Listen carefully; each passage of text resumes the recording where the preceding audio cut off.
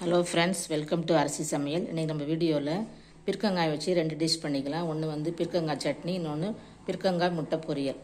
வாங்க எப்படி செய்யலான்னு பார்க்கலாம். ஃப்ரெண்ட்ஸ், நான் 2 டேபிள் ஸ்பூன் எண்ணெய் விட்டு உளுந்தம்பருப்பும் கடலைப்பருப்பும் போட்டிருக்கேன். பூண்டு ஒரு 10 பல், 4 காஞ்ச மிளகாய் எடுத்து வச்சுருந்தேன், அதையும் போட்டிருக்கேன். இப்போ வறுத்துக்கலாம். இது உளுந்தம்பருப்பு கிட்டத்தட்ட வதங்கிடுச்சு. இப்போ வந்து நம்ம வெங்காயமும் புளியும் போட்டுக்கலாம். சின்ன வெங்காயம் ஒரு 25 வெங்காயம், புளி ஒரு சின்ன துண்டு, அடுத்து தக்காளி போட்டுக்கலாம்.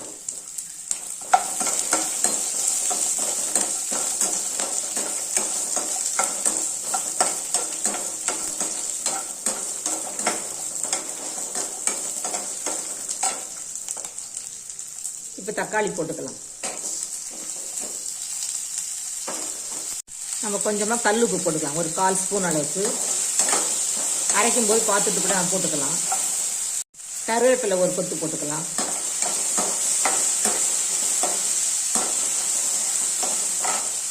இப்போ காய் போட்டுக்கலாம். தோலில் தான் அதிக சத்து இருக்குன்னு சொல்லுவாங்க. தோல் சட்னி சூப்பராக இருக்கும். அதனால் கொஞ்சம் பாதி தோல் கம்மியாக எடுத்துக்கிட்டேன். நல்லா ஒரு 5 நிமிஷம் வதக்கிக்கலாம். இதில் எது தண்ணி வரும், அதிலே வெந்துடும்.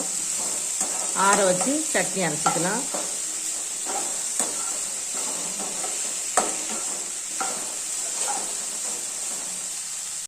நம்ம 2 ஸ்பூன் எண்ணெய் விட்டு ஒரு ஸ்பூன் கடலைப்பருப்பு, உளுந்தம்பருப்பு, வெங்காயம், காஞ்ச மிளகாய் 4, பூண்டு, இது தக்காளி 1, புளி ஒரு சின்ன துண்டு, பீர்க்கங்காய் எல்லாத்தையும் நல்லா வதக்கிக்கலாம். உப்பு போட்டிருக்கேன்.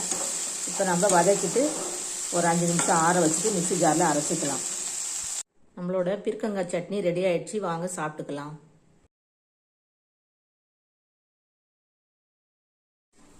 ஃப்ரெண்ட்ஸ், நம்ம இப்போ பீர்க்கங்காய் வந்து முட்டை பொரியல் பண்ணிக்கலாம். நான் ஒரு 3 ஸ்பூன் எண்ணெய் ஊற்றி ஜீரகம் போட்டிருக்கேன்.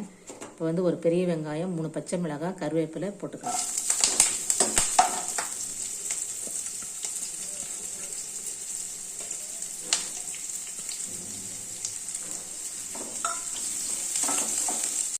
பீர்க்கங்காய் வந்து இது 2 பெரிய பீர்க்கங்காய். இப்போ நம்ம போட்டுக்கலாம்.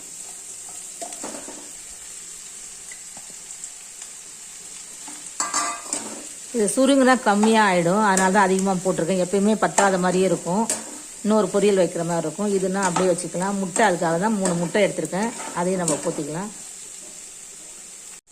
லைட்டாக கொஞ்சமாக மஞ்சத்தூள் போட்டுக்கலாம், ஒரு 1/4 ஸ்பூன், அவ்வளோதான். இப்போ நம்ம கிளறிட்டு மூடி வச்சுக்கலாம். லைட்டாக அது வேகட்டும். இதுலேயே தண்ணிலாம் எதுவும் ஊற்ற வேணாம், குழகுழன்னு ஆகிடும். இதுலேயே தண்ணி வரும். நம்மளோட பீர்க்கங்காயில் தண்ணியே விடலை, அது பாருங்கள், தண்ணி நல்லா வந்து குழகுன்னு வெந்துருச்சு. இப்போ நான் உப்பு போடவே இல்லை, இன்னும் உப்பு போட்டுக்கலாம். முட்டைக்கு சேர்த்து உப்பு போடுறேன். இப்போ நீங்கள் மிளகுத்தூள் போடுறதானா விருப்பமாக தான் போட்டுக்கலாம். இதே காரம் போதுன்னா இப்படியே விட்டுடலாம். நான் கொஞ்சமாக மிளகாத்தூள் ஒரு 1/4 ஸ்பூனுக்கு போடுறேன், முட்டை வாசனை அடிக்காமல் இருக்கும். அப்போ தான் நான் கொஞ்சமாக தான் போடுறேன் பாருங்கள், அவ்வளோதான். இப்போ ஒரு 2 நிமிஷம் அப்படியே இருக்கட்டும். முட்டை இந்த தண்ணியெலாம் வற்றட்டும். முட்டையை ஊற்றிக்கலாம். நம்ம 3 முட்டை உடச்சி வச்சுருக்கோம், இப்போ ஊற்றிக்கலாம். இப்போ லேசாக இது அப்படியே இருக்கட்டும், அப்புறமா கிளறிக்கலாம்.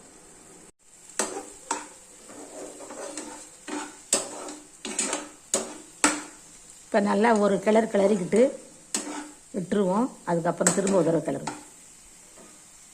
இப்போ மல்லி இலை போட்டு ஸ்டவ் ஆஃப் பண்ணிடலாம். நம்மளோட பீர்க்கங்காய் முட்டை பொரியல் ரெடி. பீர்க்கங்காய் முட்டை பொரியல் ரெடி ஆயிடுச்சு. இது பாருங்கள், நிறைய முட்டை போட்ட மாதிரி இருக்குது.